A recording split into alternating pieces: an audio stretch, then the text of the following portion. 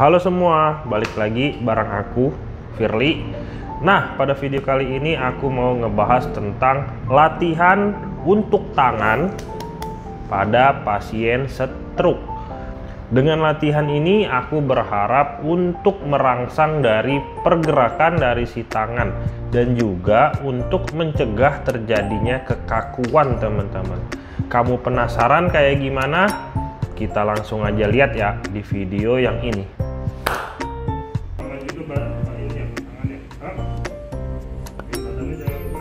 Oke teman-teman, latihan ini menggunakan tongkat lurus sebagai media untuk ngebantu dari pergerakan tangannya.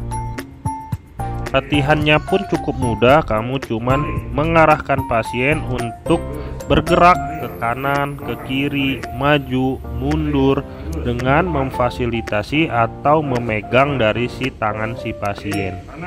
Untuk tahap awal memang masih dibutuhkan bantuan full dari kita untuk menggerakkan si tangannya karena masih mengalami kelemahan yang signifikan. Tetapi lambat laun diharapkan akan bertambah dari si kekuatannya sehingga bisa bergerak.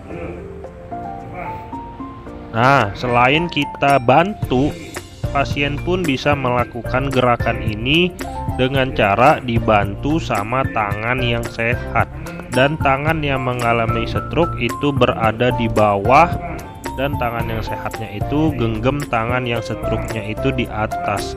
Lalu arahkan si pasien untuk mengikuti dari arahan kita seperti ke kanan, ke kiri, maju, mundur, dan lain-lain.